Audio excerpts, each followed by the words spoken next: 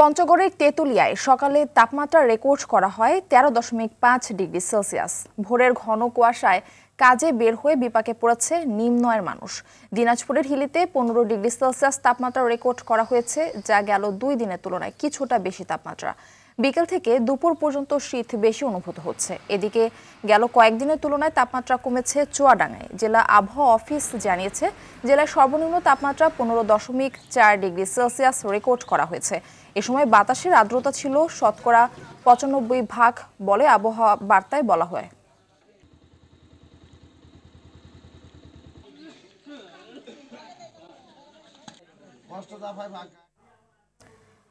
দর্শক, এই বিষয়ে বিস্তারিত জানাতে চুয়াডাঙ্গা থেকে সরাসরি যুক্ত হচ্ছেন সহকর্মী জহির রায়হান সোহাগ। জহির, জেলায় শীতের তীব্রতা কেমন দেখছেন এবং তাপমাত্রা নিয়ে আবহাওয়া অধিদপ্তর কি বলছে জানাবেন?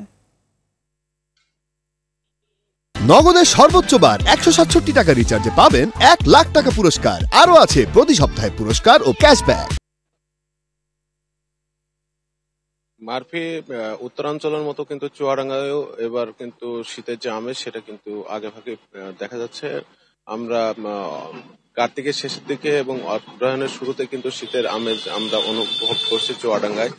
তবে এই যে তাপমাত্রা রেকর্ড করা হচ্ছে সেটা হচ্ছে 14 থেকে 16 ডিগ্রি সেলসিয়াস মধ্যে তাপমাত্রা ওঠানামা করছে। আজকে সকালে চুয়াডাঙ্গা আবহাওয়া অফিস যে তথ্য দিয়েছে সেটি হচ্ছে আজ সকাল 9টায় 15.4 ডিগ্রি সেলসিয়াস তাপমাত্রা রেকর্ড করা হয়েছে। সময় বাতাসের আর্দ্রতা ছিল 87%।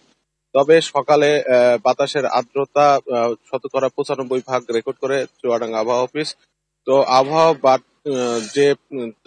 আবহাওয়া প্রতিদিনই যে তাপমাত্রা রেকর্ড করা হচ্ছে চুয়াডাঙ্গা, তার চেয়ে কিন্তু বেশি শীত অনুভূত হচ্ছে। অর্থাৎ 15 ডিগ্রি সেলসিয়াস তাপমাত্রায় 7 ডিগ্রি সেলসিয়াস তাপমাত্রার মতো মানে শীত অনুভূত হচ্ছে।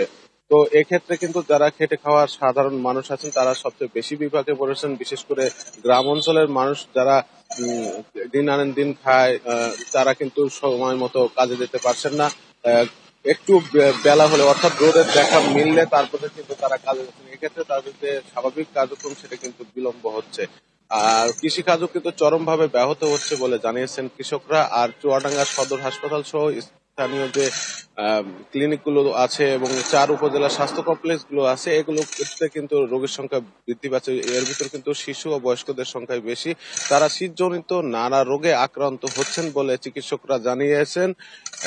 তো এই ছিল চুয়াডাঙ্গা থেকে আমার কাছে সর্বশেষ মার্কি। ধন্যবাদ আপনাকে।